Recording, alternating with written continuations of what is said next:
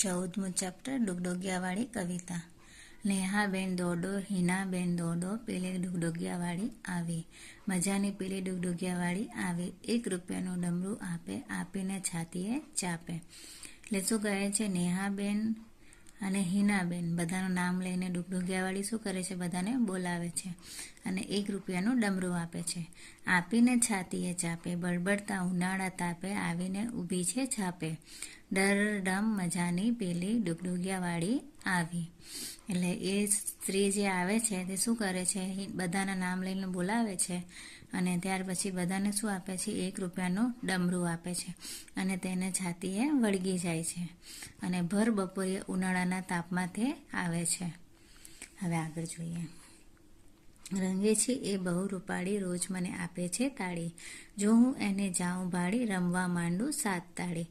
ડરડમ મજાની પેલી ડુગડુગિયાવાળી આવી.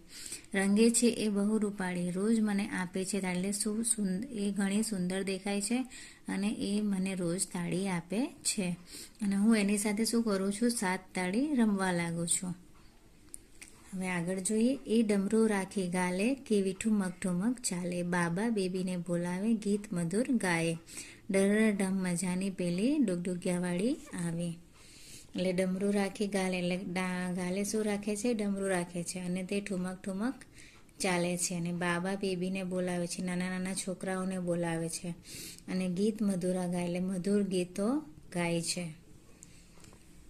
પૂરી 5 હાથ કે એની કાયા, બાળક ઉપર બહુ માયા. જાડે સગા માંડી ના જાયા, આપે રોજ મજાના ડુગડુગિયા. એટલે પૂરી 5 હાથ એની કાયા, એટલે હાથમાં જે કાયા છે તેની 5 હાથની કાયા છે અને બાળક ઉપર બહુ માયા, એટલે નાના છોકરાઓ એને ખૂબ ગમે છે. જાણે સગી માંડી ના જાયા, મતલબ એની સગી મા હોય તે રીતના નાના છોકરાને તે વાલ કરે છે. કવિતા પતી ગઈ.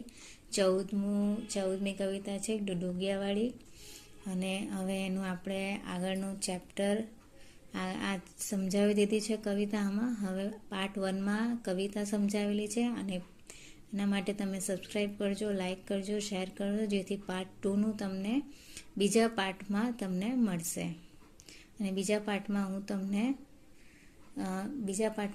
શબ્દાર્થ અને સ્વાધ્યાયના સવાલ જવાબ સમજાવીશ.